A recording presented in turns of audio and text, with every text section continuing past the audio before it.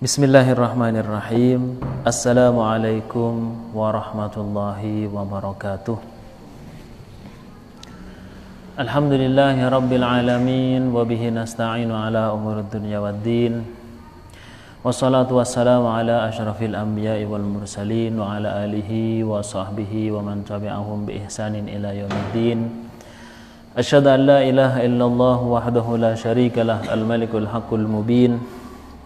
Wa asyhadu anna Muhammadan abduhu wa rasuluh shadiqul wa'dil amin, amma ba'd. Melanjutkan pembahasan kita di mana dibahas bahwa ada anjuran untuk menadzani telinga kanan bayi yang baru dilahirkan di sebelah kanan dan mengiqamahi telinga kiri bayi yang baru dilahirkan. Jadi adzan dan iqamah. Dan sebagaimana disampaikan oleh Ibnul Qayyim Al-Jauziyah bahwa hadis yang berkaitan dengan hal itu adalah sahih, hasan dan sahih. Jadi tidak melihat ya, seandainya ada orang mengatakan tidak disunahkan, ada orang mengatakan bid'ah dan yang lainnya, maka kita tidak memperdulikan pendapat itu. Kenapa? Karena di sini sudah dinyatakan dengan jelas bahwa hadisnya adalah sahih dan hasan. Wa ghairu mustankarin wusulu athari ta'dhini ila qalbihi wa ta'athuru bihi illam yash'ur.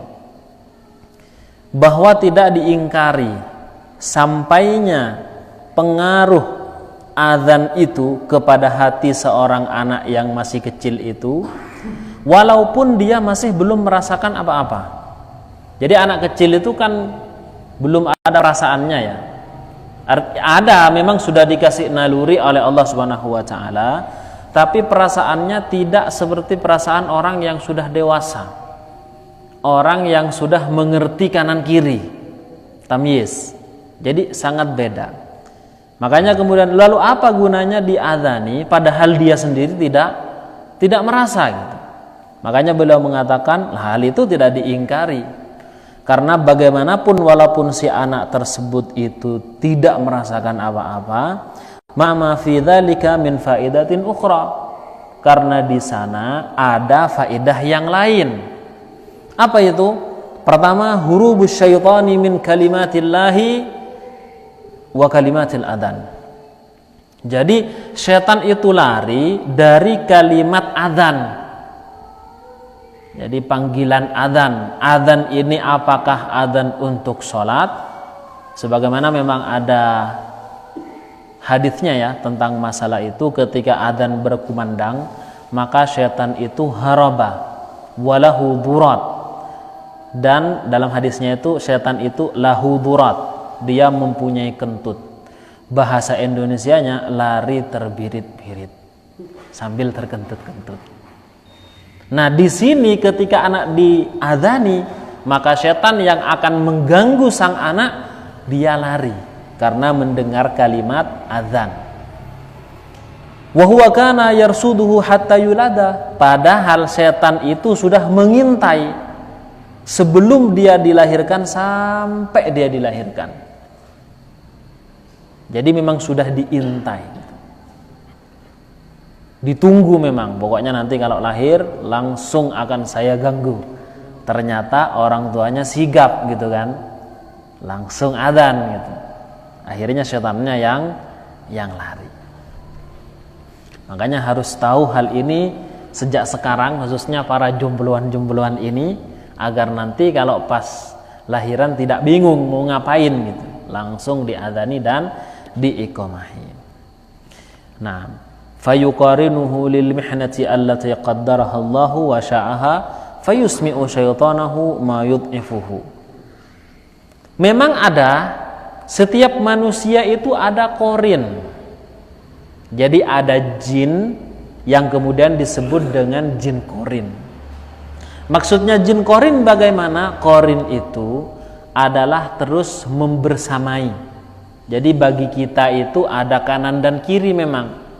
Jadi ada malaikatnya yang akan selalu membimbing dalam hal kebaikan atas kuasa Allah. Ada juga jin yang nanti akan berupaya menjerumuskan dalam kemaksiatan. Nah, siapapun itu manusia ada korinnya. Bahkan para nabi sekalipun. Berhubung jin korin itu akan menemani seorang manusia, memang ada setan yang siap mengganggu sudah lari. Tapi korin ini akan selalu ikut. Dan korin ini lebih mengerti, lebih kenal ketimbang kita. Makanya kemudian ketika ada orang yang baru meninggal, lalu ada yang melihat katanya begitu kan, maka sangat bisa, sangat mungkin kalau itu adalah jin korinnya.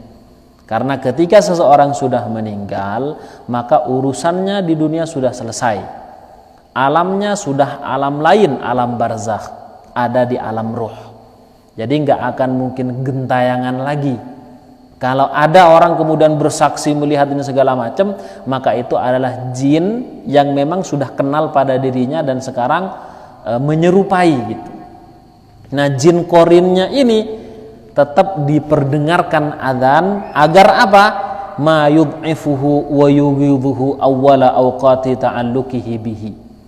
Jadi membuat lemah dirinya dan membuat marah dirinya pada waktu pertama kali yang seharusnya dia punya hubungan dekat sama si bayi ini. Tapi sudah dilemahkan pengaruhnya oleh sang bapak dengan mengadani dan mengiqomahi si anak. Begitu. Makanya kita sering mendengar ya, sering melihat bahwa ketika baru dilahirkan orang tuanya mengadani anaknya gitu. Dan itu bagus. Wa fihi ma'nan akhar, dan di sana ada makna tertentu, hikmah adzan dan iqamah bagi bayi itu, wa huwa an takuna da'watuhu ila Allah wa ila dinihi al-islami. Adalah apa? Dakwahnya, yaitu ajakan kepada sang bayi itu adalah ilallah, mengajak kepada Allah.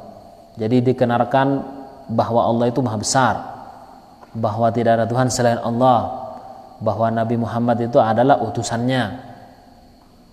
Jadi esensi yang ada dalam Islam maka disebutkan dalam adzan, sehingga anak itu akan langsung familiar nanti, merasa familiar. Wa ila ibadatihi, dan juga mengajak si anak ini untuk beribadah kepada Allah. Sabiqatan ala da'wati syaitani, dengan artian apa? Mendahului ajakan sang setan. Jadi setan sebelum beraksi, maka orang tuanya sudah beraksi dulu untuk mengajak kepada menyembah Allah Subhanahu wa taala. Kama kanat fitratullahi allati futira 'alaiha sabiqatan ala taghyiri syaitani laha.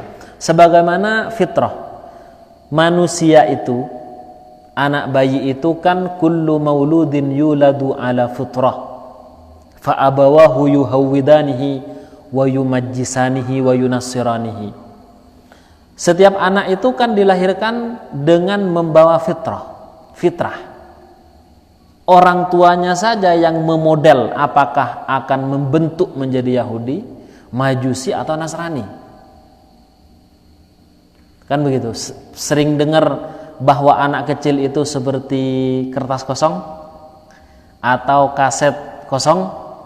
Ungkapan itu mungkin benar di satu sisi, tapi salah di sisi lain. Kenapa? Kalau kemudian diartikan dengan kosong sama sekali, kosong-song gitu kan, lalu orang tuanya nanti yang akan menulis, itu tidak benar. Kenapa? Karena seorang anak itu walaupun diumpamakan dengan kertas kosong, tapi ada labelnya, ada mereknya, Sidu, apalagi ada itunya, kertas kosong tapi ada label. Label itu yang disebut dengan fitrah. Jadi nggak mungkin kosong seperti kertas folio atau A4, tidak ada. Karena Rasulullah menyatakan kullu mauludin yuladu ala fitratin, alal fitrah. Jadi dilahirkan dengan membawa label.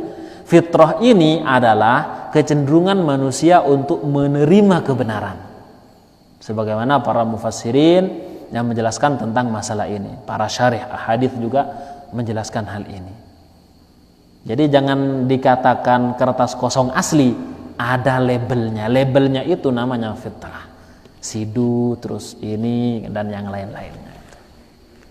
Nah, tayyib. Wa naklihi anha wa li ghairi dzalika minal hikam. Selain itu ada hikmah-hikmah yang lain yang seandainya disebutkan nanti akan banyak. Padahal tujuan kita adalah membahas anjuran adzan dan iqamah di telinga bayi. Enggak sampai membahas kepada hikmahnya ini sampai benar-benar membosankan, tidak. Jadi intinya memang sunnah. Baik, kemudian selanjutnya sekarang akan membahas tentang masalah tahnik. Tahnik itu adalah satu aktivitas yang disunnahkan oleh Rasulullah SAW. Jadi tahnik itu sebagaimana praktek yang dilakukan oleh Rasulullah itu menggunakan korma. Walaupun nanti boleh menggunakan yang lain, yang penting menunjukkan manis-manis. Tapi manisnya yang asli, murni thayyib, jangan manis-manis dikasih permen gitu kan. Manisnya manis buatan sehingga hal itu bisa membahayakan bagi sang anak. Seperti korma, madu, atau buah lainnya yang memang manis. Seandainya memang tidak ditemukan korma dan madu. Kalau madu pun jangan madu yang keras, karena ada madu yang keras yang panas kalau dikonsumsi seseorang. Jadi harus dipilih memang ini cocok nggak untuk seorang anak bayi yang baru lahir. Itu tahnik. Fi istihbabi atahnikihi. Wa fi sahihaini, dan di dalam Sahih Bukhari dan Muslim min hadithi Abi Burdata an Abi Musa qala wulida li gulamun fa ataitu bihi ila nabiyyi fasammahu Ibrahim wa hannakahu bitamratin. Ada seorang sahabat Abu Musa al-Ash'ari, beliau bercerita, suatu hari saya mempunyai anak yang baru dilahirkan oleh istrinya. Kemudian karena baru lahir lalu dibawa kepada Rasulullah sallallahu alaihi wasallam. Fasammahu Ibrahim, dan Rasulullah memberikan nama Ibrahim. Wa hannakahu bitamratin, kemudian Rasulullah mentahnik dengan korma. Nah, dari hadis ini ada beberapa pelajaran yang bisa diambil. Pertama, bahwa kita itu misalkan punya anak yang baru dilahirkan, boleh memintakan nama kepada orang lain. Boleh, hukumnya boleh. Jadi dicontohkan oleh sahabat datang pada Rasulullah kemudian dikasih nama atau minta nama kemudian dikasih nama oleh Rasulullah. Artinya kalau memang orang tuanya nggak tahu ini pakai nama apa, terkadang bingung gitu kan, ini namanya apa ini, ya kan? Bahkan kita pun ini nama apa ya, gitu. Namanya tak kasih nama apa, gitu. Tapi kan di dalam Islam kan diajarkan kalau kamu bingung bisa istikharah, gitu. Nah, dipakai itu istikharah. Misalkan kok masih bingung lah, bisa minta kepada misalkan ustadz, kiai, atau tokoh masyarakat yang ada di situ. Jadi hukumnya boleh. Enggak kemudian harus orang tuanya, tidak. Jadi minta ke orang lain, hukumnya boleh. Kemudian yang kedua, Rasulullah mentahnik. Nah, di sini poinnya bahwa mentahnik anak itu adalah hukumnya sunnah. Kormanya pun harus dipilih. Ada korma yang kering ya, kering sekali. Kan korma tamr ini melalui beberapa proses. Proses awal itu kan korma biasa, terus mateng, lalu dikeringkan sampai menjadi tamrun. Tamrun itu ya korma yang biasa kita konsumsi. Jadi dipilih. Ada korma yang memang keras, ada korma yang bisa lembut. Nah, kalau bisa ambil korma yang lembut. Dan kemudian dikunyah dengan selembut mungkin, baru kemudian diambil, dimasukkan ke mulut sang bayi, di langit-langitnya, pokoknya diratakan. Dan dianjurkan yang mentahnik itu juga orang yang soleh, walaupun orang tuanya boleh juga. Jadi di sini kan sahabat ditahnik oleh Rasulullah, gitu. Ditahnikkan. Jadi luar biasa ya. Rasulullah sendiri yang mentahnik. Jadi ludah beliau yang mulia masuk ke dalam tubuh si anak itu. Naam. Zada al-Bukhari, al-Imam al-Bukhari menambah riwayat ini, wada'alahu bil barakati wa dafa'uhu ilayya. Dan ternyata Rasulullah mendoakan juga dengan keberkahan untuk sang anak ini dan kemudian mengembalikan kepada Abu Musa al-Asy'ari, wa kana akbara waladi Abi Musa. Jadi Ibrahim ini adalah anak pertama daripada Abu Musa al-Asy'ari. Nah. Wa fi sahihaini, dan di dalam dua sahih juga disebutkan tentang masalah tahnik ini, min hadithi Anas bin Malikin, dari hadisnya Anas bin Malik, qala kana ibnun li Abi Talhata yashtaki. Abu Talhah, ya, Abu Talhah ini adalah seorang sahabat yang luar biasa, ya. Beliau juga sering ikut berperang bersama Rasulullah dan beliau mempunyai posisi yang tinggi juga di hadapan Rasulullah. Semuanya tinggi. Sahabat punya pangkat yang tinggi di hadapan Rasulullah. Nah, suatu ketika anaknya Abu Talha ini sakit. Sakitnya parah. Demam tinggi, tidak bisa diobati. Udah diobati nggak bisa. Yashtaki itu sakit dengan membawa penderitaan. Fakharaja Abu Talha, kemudian Abu Talha keluar dari rumahnya. Dalam hal ini beliau mengikuti peperangan, ya. Jadi beliau ini keluar dari rumahnya. Setelah keluar dari rumahnya, kejadian di rumahnya apa? Faqubida as-sabiyyu. Ternyata anak bayi itu meninggal dunia. Padahal masih bayi.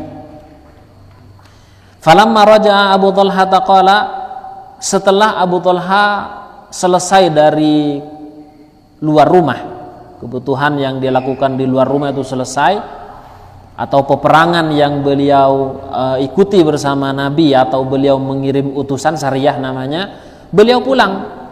Setelah pulang, ya jelas disambut oleh istrinya, disambut alhamdulillah selamat datang segala macam. Kemudian dia bertanya, ma fa'ala as-sabiyyu, gimana kondisi si anak, kondisinya si anak gimana, padahal anaknya memang sudah meninggal gitu. Tapi ini istri yang soleha, ya, istrinya luar biasa ini. Kemudian dia mengatakan, Ummu Sulaim, faqalat Ummu Sulaim, huwa askanu mimma kan. Wah, dia sangat tenang sekarang, kondisinya sangat tenang dan aman. Pikirannya Abu Talha, oh berarti tidur, nyenyak sekali, kasihan nanti kalau diganggu bangun.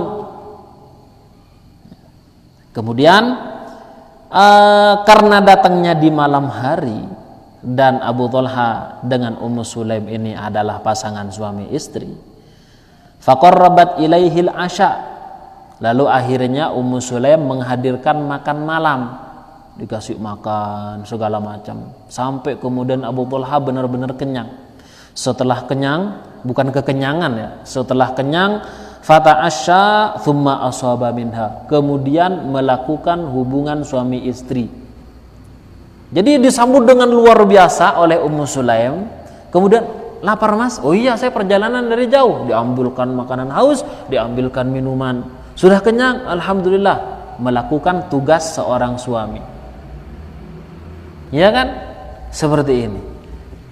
Lah, setelah selesai makan, sudah selesai, istirahat ya dengan istrinya, bahkan melakukan tugas seorang suami.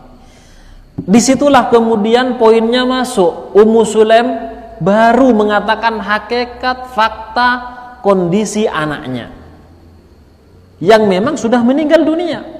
Wahai Abu Talha, ini ada kabar anak kita kondisinya sangat tenang. Ya alhamdulillah. Ya maksudnya tenang itu ya tenang selama-lamanya, tidak akan pernah hidup lagi. Loh, maksud kamu bagaimana? Meninggal dunia. Lah di sini Abu Talha antara marah dan gimana gitu kan. Sudah dikasih makan, sudah dilayani, istirahatnya sudah cukup. Baru kemudian masuk poinnya. Dan di sini seharusnya posisi seorang istri. Bukan ketika datang ke rumah, kerja seharian jam 5 baru nyampe rumah, langsung ini berasa sudah habis ini. besok mau belanja gimana? Seharian saya ngurus anak seperti ini. Ini suaminya sudah pening dari luar ini. Kok sekarang malah ketika nyampe ke rumah tambah pening lagi. Makanya suami yang nakal dibetah-betahin di luar gitu. Nantilah pulangnya pas anak udah tidur jam 9-an, istri kan sudah capek tidur sepertinya itu. Bilang aja nanti lembur gitu aja. Ini suami yang nakal gitu kan. Nah di sini istri memang harus pengertian kondisi suami itu. Yang punya istri ya, nah, belum punya. Nah, baru kemudian mengatakan falamma faraga, ketika sudah selesai semuanya, qalat Ummu Sulaim mengatakan waru as-sabiyah. Waru itu artinya pendamlah, wara. Jadi idfanu fa innahu qad mat. Kuburkanlah anakmu karena sesungguhnya sudah meninggal dunia. Maksud saya tenang itu ya memang gak akan bangun-bangun lagi gitu. Lalu akhirnya ya sudah dikuburkan pada saat itu juga. Falamma asbaha, ketika sudah masuk pagi hari, keesokan harinya, ata Rasulullah sallallahu alaihi wasallam, beliau datang pada Rasulullah, mengadu sama Rasulullah. Beliau ngasih kabar sama Rasulullah, ya Rasulullah, saya apa istilahnya ditipu sama istri saya gitu. Bahasa kita ya. Masa saya ini kok malah bilangnya akhiran, kok nggak di awal gitu. Nah, tapi di situ ya poin betapa pengertiannya seorang istri. Tapi Rasulullah menanyakan hal yang menarik gitu kan. Apakah kamu tadi malam a'arastumul lailata, sempat melakukan tugasmu sebagai seorang suami? Karena Rasul paham betul betapa Ummu Sulaim itu mengerti suaminya. Lalu akhirnya qala na'am, iya ya Rasulullah. Setelah itu, setelah selesai semuanya, baru kemudian Ummu Sulaim bilang seperti ini gitu. Hal yang sangat mengagetkan saya. Qala, kemudian Rasul bersabda, Allahumma barik lahuma, ya Allah, berkahi kedua orang ini, Abu Talha dan Ummu Sulaim. Berkahilah. Karena keduanya adalah dua manusia, termasuk manusia pilihan. Bagaimana kesabaran Ummu Sulaim, ya kan? Sabar, luar biasa ya. Mungkin dia kalau tidak sabar, ya apa yang dia lakukan sejak suaminya datang sudah marah-marah gitu kan. Fawaladat ghulaman. Kemudian beberapa saat kemudian ya, beberapa tahun, fawaladat ghulaman, maka Ummu Sulaim itu melahirkan seorang anak. Faqala li Abu Talhah, kemudian Abu Talhah berkata kepada Anas bin Malik, periwayat hadis ini, ihmilhu, bawalah anak ini hatta ta'tiya bihin nabiyya, sampai kamu datang kepada Rasulullah sallallahu alaihi wasallam. Wa bu'ithtu ma'ahu bitamaratin, kemudian saya dibawakan beberapa korma juga. Jadi ini disuruh bawa kepada Anas bin Malik. Fa akhadahu an-nabiyyu, kemudian setelah sampai ke sana diterima oleh Nabi. Lalu Rasulullah bertanya, ama'ahu syai'un, apakah si anak ini dibawakan sesuatu? Di sini maksudnya sesuatu yang bisa dibuat tahnik.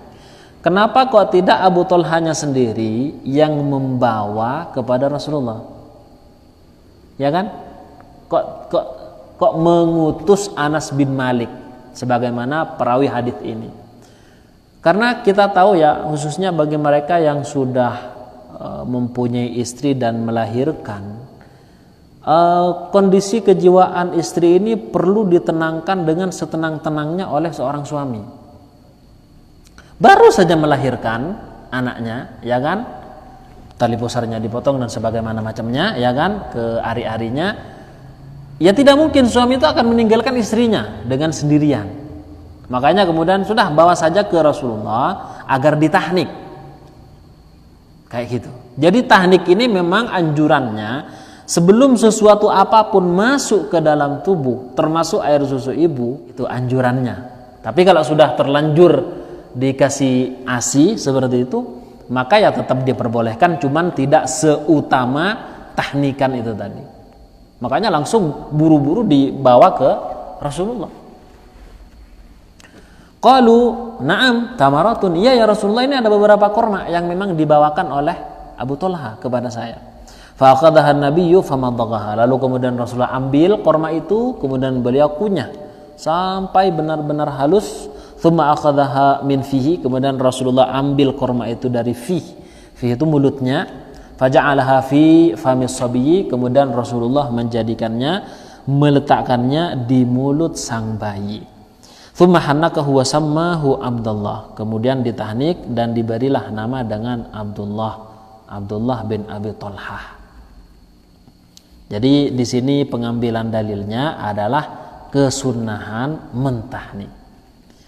Nah, selanjutnya warawa Abu Usamah an Hisham bin Urwa, dari Hisham bin Urwa an Asma, dari Asma binti Abi Bakrin. Jadi begini, Asma binti Abi Bakar ini adalah termasuk muhajirin, ya kan, yang berangkat dari Makkah ke Madinah. Beliau berangkat dalam kondisi hamil, Mas. Hamilnya hamil tua, dari Makkah ke Madinah. Tapi berhenti dulu di Quba nanti, atau Quba namanya. Cuman ini lagi hamil gitu loh.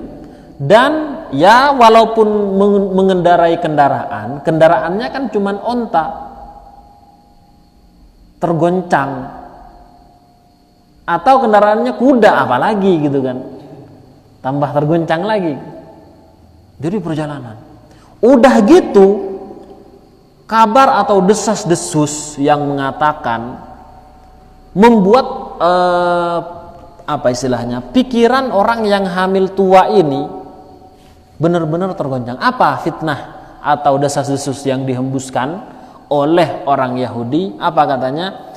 Bahwa orang-orang muhajirin sudah disihir oleh orang Yahudi, sehingga mereka tidak akan bisa hamil, atau hamil tapi akan rusak keguguran. Wah, semakin tergoncang ini Asma binti Abi Bakar. Udah perjalanan jauh, panas, masih ada desas-desus gak enak. Tapi ternyata Allah berkehendak lain.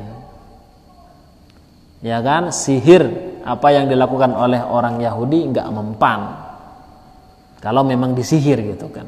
Tapi ini kan hanya desas-desus saja.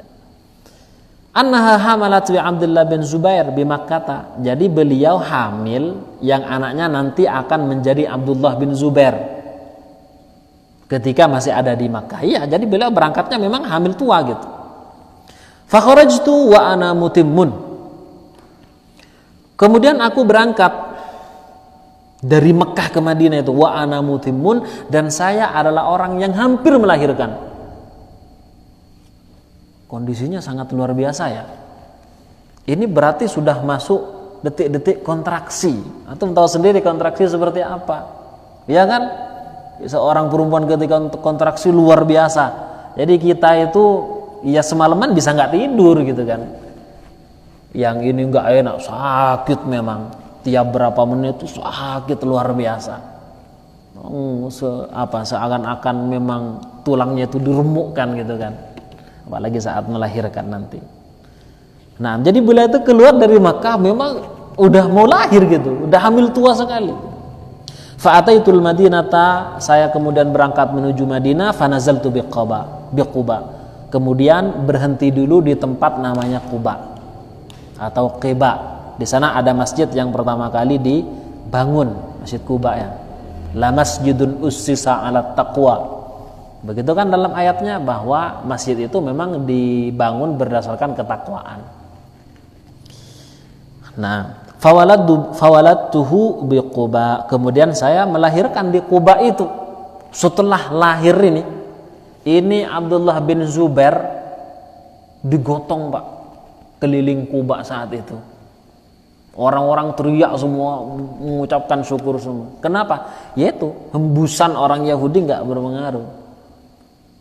Jadi katanya ini bisa membuatnya nggak hamil, jadi mandul, atau kemudian nanti anaknya cacat, atau kemudian nanti keguguran. Ini buktinya. Karena di Quba juga ada orang Yahudi gitu.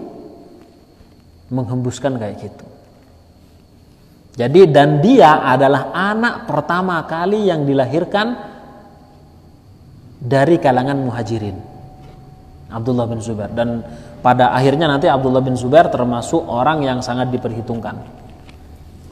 Nah, thumma ataitu Rasulullah, kemudian saya datang pada Rasulullah, fa wada'tuhu fi hijrihi, kemudian saya letakkan di pangkuan Nabi, fada'a bi tamratin, kemudian Rasulullah minta korma. Dalam riwayat lain ternyata masih nyari, Pak, karena kondisinya sangat panas dan pada saat itu perbekalan sudah habis. Jadi nyari sampai kemudian nemu, itu pun 1 butir. Kalau antum melihat cerita lengkapnya ini. Lalu akhirnya dikasihkan kepada Rasulullah, dikunyah oleh Nabi, famadaghaha, dikunyah oleh Nabi, thumma tafala fi fihi, lalu kemudian meludahkan mulut beliau kepada mulutnya Abdullah bin Zubair. Jadi diambil kemudian diletakkan. Kemudian beliau mengatakan, fakana awwala syai'in dakhala jawfahu riqu Rasulillah sallallahu alaihi wasallam. Jadi ini kebanggaan sendiri bagi Asma. Pertama kali yang masuk ke dalam perutnya adalah ludah dari Rasulullah sallallahu alaihi wasallam. Jadi luar biasa. Tapi kalau jangan jadi kiai, jangan Rasulullah loh ngeludahi. Nanti ngeludahi muridnya gitu. Kamu harus patuh sama saya gitu. Gak boleh kayak gitu. Pengambilan istidlal yang salah itu. Kemudian qalat thumma hannakahu bit tamrati, kemudian mentahniknya dengan tamra, dengan korma, thumma da'alahu wa baraka alaihi, mendoakannya dan mendoakan berkah atas beliau Abdullah bin Zubair. Wa kana awwala mauludin wulida fil Islam lil muhajirin bil Madinah, dan beliau termasuk adalah pertamanya anak yang dilahirkan dalam Islam, maksudnya muhajirin yang berangkat ke Madinah. Qalat fafarihu bihi farahan syadidan, orang-orang bahagia sangat, walaupun bukan anaknya sangat bahagia. Wa dzalika annahum qila lahum, hal itu bahwa telah dikabarkan kepada mereka para muhajirin, innal yahuda qad saharatkum, sesungguhnya orang Yahudi telah mensihir kalian, fala yuladu lakum, sehingga kalian tidak akan mempunyai anak lagi. Waqala Al-Khallal berkata, ini riwayat tapi ini bukan hadis, cuman menunjukkan bahwa tahnik itu memang dilakukan baik dari zaman Rasulullah, sahabat, dan bahkan pada zamannya Ahmad ibnu Hanbal, salah seorang imam madhab yang 4. Akhbarani Muhammad bin Ali mengabarkan kepada saya, kata Al-Imamul Khallal, qala sami'tu umma waladi Ahmad, saya mendengar ummul auladnya Ahmad bin Hanbal. Ummul aulad itu adalah budak perempuan yang digauli oleh tuannya, kemudian hamil dan melahirkan. Statusnya menjadi ummul aulad atau ummahatul aulad. Nah, ummahatul aulad ini akan merdeka dengan sendirinya kalau tuannya meninggal dunia. Begitu. Jadi dia budak tapi sudah mirip dengan istri karena sudah digauli. Beliau berkata, lamma akhadani at-talqu, si ummul walad ini mengatakan ketika saya merasakan sakitnya kontraksi. At-talqu itu kontraksi, Mas. Jadi mau melahirkan. Wa kana maulaya naiman, dan ternyata Ibnu Hanbal istirahat. Karena ini budaknya tapi ummul walad gitu. Faqultu lahu ya maulai, kemudian saya memanggil Ahmad bin Hanbal, wahai tuanku, huwa dha amut. Ini aku hampir mati. Ini istilahnya ya. Ini aku hampir mati. Ini benar-benar menunjukkan bahwa benar-benar sakit. Faqala, kemudian Ahmad bin Hanbal terhenyak gitu. Mendengar panggilan ini, beliau langsung bangun, langsung mengatakan yufarrijullah. Fama huwa illa an qala yufarrijullah. Semoga Allah memudahkan, semoga Allah melapangkan. Hatta waladtu Sa'idan, sampai aku melahirkan Sa'id. Jadi beliau itu punya anak tapi dari budaknya yang bernama Sa'id. Falamma waladtuhu qala hatu dzalika tamra. Kemudian ketika aku melahirkan, Beliau berkata, hatu dzalika tamra, bawalah korma itu li tamrin kana indana min tamri Makkah, yaitu pada korma yang ada di kita pada saat itu, korma Makkah. Fakultu li ummi Ali, lalu aku berkata kepada Ummu Ali, imdaghi hadha tamra wa hannikihi. Imdaghi hadha tamra wa hannikihi. Kunyahlah korma ini, kemudian tahlikna anak ini. Jadi beliau tidak melakukan sendiri dengan alasan-alasan tertentu. Fafa'alat wallahu a'lam. Kemudian ternyata beliau melakukan hal ini. Nah, jadi ini kesimpulan tentang masalah tahnik itu juga disunnahkan. Jadi kemarin sudah ada adzan, iqamah dan tahnik. Ini kalau bisa berurutan langsung ya. Adzan, iqamah, langsung setelah itu tahnik. Jangan menunggu air susu yang dimasukkan ke dalam perut si bayi, yaitu nyusu. Jangan, jadi langsung ditahnik. Kalau sudah terlanjur ya nggak apa-apa ditahnik lagi gitu. Nah, baik, selanjutnya sekarang akan membahas tentang masalah akikah. Al-babus sadis fil aqiqati wa ahkamiha. Akikah ini adalah seperti apa hukumnya? Apakah dia sunnah, wajib, atau ada hal yang mubah? Kalau sunnah, sunnahnya sunnah apa? Kalau mubahnya seperti apa gitu. Jadi di sini masalah akikah memang ada yang mengatakan justru makruh. Nanti ada hujah-hujah masing-masing orang yang mengatakan hukumnya makruh. Tapi kebanyakan ulama dengan berlandaskan kepada hadis-hadis yang lain yang sahih juga mengatakan bahwasanya akikah itu hukumnya adalah sunnah juga, bahkan termasuk sunnah muakkadah. Bahkan ada sebagian mazhab yang mengatakan hukumnya itu wajib, karena ada hadis yang seakan secara zahirnya menunjukkan bahwa seseorang itu tergadaikan dengan akikahnya gitu. Jadi kalau tidak diakikahi ya berarti nggak masuk surga gitu, tergadaikan. Nah, di sini membahas pembahasan yang ada dalam akikah. Kok mati mas? Kok mati? Nah, pembahasannya di sini ada 21 pasal. 21 pasal terkait masalah akikah. Pasal yang pertama tentang menjelaskan tentang disyariatkannya akikah, ini banyak ini. Ada juga tentang hujjah orang yang tidak sependapat tentang masalah akikah mengatakan makruh. Ada juga yang pasal ketiga tentang dalil-dalil yang menunjukkan kesunahan akikah. Ada juga jawaban tentang orang yang berhujjah dalam masalah akikah ini dan yang lainnya. Jadi pembahasannya ada 21 bab. Kita masuk dalam fasal yang pertama. Insyaallah kita fasal pertama saja. Yang pertama, al-faslul awal fi bayani masyru'iyyatiha, yaitu di dalam penjelasan disyariatkannya akikah itu. Sudah diakikahi semua ini.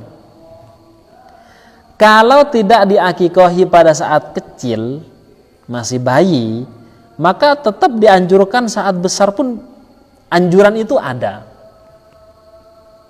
Tetap dianjurkan. Apalagi memang tidak semua orang yang mampu melakukan akikah ini. Karena faktanya akikah, apalagi anaknya seorang laki-laki, maka nanti adalah dua kambing. Ya kan? 2 kambing. Kalau anak perempuan 1 aja gitu. Dan 2 kambing kalau sekarang kan mahal itu. Jadi tidak semua orang mampu memang. Seandainya orang tuanya tidak mampu, akhirnya tidak diakikahi, maka nanti kalau sudah besar dan dia memang mampu, ya sudah, maka dia boleh untuk mengakikahi. Jadi mengakikahi untuk dirinya sendiri. Kalau perlu dia sendiri yang nyembelih hewannya gitu. Saya akikah untuk diri saya sendiri yang belum diakikahi oleh orang tua. Nah, qala Malikun, Al-Imam Malik bin Anas mengatakan, hadzal amru alladzi la ikhtilafa fihi indana. Masalah ini tidak ada khilaf di antara kami. Di dalam mazhab kami bahwa masalah akikah itu adalah sunnah. Bahkan sunnahnya adalah sunnah muakkadah. Ini menurut mazhab Al-Imam Malik. Wa qala Yahya bin Sa'id Al-Ansari. Yahya bin Sa'id Al-Ansari berkata, adraktun nasa wa ma yad'una al-aqiqata minal gulami wal jariyati. Beliau berkata bahwa saya mendapati manusia di sini adalah para sahabat. Dan para sahabat ketika zamannya para sahabat mustahil mereka melakukan sesuatu tapi tidak bersandarkan pada ketentuan dari Rasulullah. Itu sangat mustahil. Wa ma yad'una al-aqiqata, dan mereka tidak ada yang meninggalkan akikoh satu orang pun minal gulami. Ketika yang dilahirkan seorang anak, 2 ekor onta, 2 ekor kambing ya, wal jariyati, dan juga anak perempuan 1 ekor kambing. Jadi semua sahabat melakukan hal seperti ini. Hal itu tentu ketika tidak ada yang menentang sama sekali, tidak ada dari sahabat yang menentang, nanti kan jadinya ijma sahabi. Ya kan, kesepakatan para sahabat. Sehingga ya hukumnya jadi sunnah gitu. Hukumnya jadi sunnah. Wa qala Ibnul Munzir berkata, wa dzalika amrun ma'mulun bihi bil Hijazi qadiman wa hadithan. Hal ini adalah perkara yang terus dilakukan di Hijaz, Makkah, Madinah dan tempat-tempat sekitarnya, qadiman wa hadithan, sejak dulu zamannya Rasulullah, sahabat tabi'in, bahkan sampai sekarang. Hadithan itu saat ini. Al-asrul hadits. Wa yasta'miluhul ulama, dan bahkan selalu dilakukan oleh para ulama juga. Jadi para ulama yang kemudian punya anak ya diakikohi juga gitu. Nanti kita akan bahas akikohnya itu hewannya apa saja. Apakah harus kambing? Apakah boleh kemudian menggunakan onta, menggunakan sapi? Apakah itu boleh? Atau malah menggunakan hewan yang lebih kecil, misalkan pakai marmut, pakai lele, pakai ayam gitu. Apakah bisa gitu, kelinci gitu. Nah, qala, beliau juga berkata, Ibnul Munzir, wa mimman kana yaral aqiqata, termasuk orang yang mensunnahkan akikah itu, melihat bahwa akikah itu adalah sunnah, adalah pertama Abdullah bin Abbas. Abdullah bin Abbas, beliau mengatakan ya sunnah memang, itu adalah sunnah muakkadah. Kemudian Abdullah bin Umar, beliau juga berpendapat sedemikian. Wa Aisyatu ummul mukminin, dan Aisyah ummul mukminin, dan beberapa sahabat yang lain. Warwina dzalika an Fatimah binti Rasulillah, dan kami riwayatkan hal itu dari Fatimah binti Rasulillah. Wa an Buraidah al-Aslami, dari Buraidah al-Aslami wal Qasim bin Muhammad wa Urba bin Az-Zubair wa Atha bin Abi Rabah, kemudian Az-Zuhri wa Abi Az-Zinnad. Jadi ini semua yang berpendapat bahwa akikah itu hukumnya memang disunnahkan. Kalau nggak mampu kambing ya bolehlah menggunakan unggas gitu. Karena memang ada pendapat, dan ini pendapat dinisbatkan kepada Abdullah bin Abbas, sebagaimana disampaikan oleh Ibnu Hazm. Beliau mengatakan bahwa dalam riwayat ini, saking begitu sunnahnya akikah ini, kalau tidak mampu kambing jangan ditinggalkan, karena sunnahnya sunnah muakkadah. Lah terus gimana? Ya sudah, pakai unggas saja. Jadi pakai ayam itu boleh. Menurut tapi ini pendapat sangat ditolak oleh 4 madhab. Karena ini pendapatnya Daud al-Zahiri yang diwakili oleh Ibnu Hazm dalam kitabnya Al-Muhalla. Tapi ini ditentang sekali pendapat ini. Jadi penisbatan kepada Ibnu Abbas itu adalah penisbatan yang tidak dibenarkan oleh sebagian besar ulama. Wabihi qala Malikun, dan dengan pendapat ini juga berpendapat Al-Imam Malik wa ahlul Madinah, dan orang-orang Madinah itu sejak ditinggalkan oleh Rasulullah, maka semuanya berpendapat bahwa akikah memang sunnah. Wa Syafi'i, dan bahkan Muhammad bin Idris Asy-Syafi'i mengatakan ya sunnah juga, wa ashabuhu, dan ashabu Syafi'i. Wa Ahmad, dan juga Ahmad bin Hambal. Kemudian juga ada Ishaq, wa Abu Thawr juga ada, wa jama'atun yaktsuru adaduhum min ahli ilmi, dan juga sekelompok ulama yang kalau di jumlah itu sangat banyak. Jadi beberapa ulama yang kemudian hukumnya menghukumi tentang masalah akikah itu adalah hukumnya sunnah muakkadah. Muttabi'ina fi dzalika sunnat Rasulillah sallallahu alaihi wasallam. Jadi mereka semuanya itu mengikuti sunnah Rasul, karena memang Rasulullah mengakikahi cucunya yaitu Al Hasan dan juga Al Husain. Wa idza thabatati sunnah, ketika sudah sunnah tetap, sudah ada keterangan dengan jelas, maka wajaba al qaulu biha, maka wajib kita mengamalkan kesunahannya itu. Bukan hukumnya wajib, bukan, tapi mengamalkan dalil yang sudah jelas sahih tetap ada, maka mengamalkan itu hukumnya wajib. Mengiyakan dalil itu hukumnya wajib. Pengamalan dari akikahnya tetap sunnah gitu. Artinya kita tetap, ya Rasulullah memang berkata seperti itu, memang bersabda begitu. Makanya kita tetapkan bahwa Rasulullah menentukan hal ini. Wajib kita iyakan apa yang ditetapkan oleh Rasulullah. Walam yadurrahu man adala anha, sehingga tidak diperhitungkan orang yang tidak sependapat dengan hal ini. Waqala, dan beliau juga berkata, Ibnul Munzir, wa angkara ashabur ra'i an takunal aqiqatu sunnatan. Jadi ada pada saat itu ada di awal-awal munculnya madhab, itu ada madhab ar-ra'i namanya, yang memang mengandalkan akal tapi tetap acuannya kepada sunnah, Al-Quran dan juga sunnah, tapi lebih menonjol memang dalam masalah akal.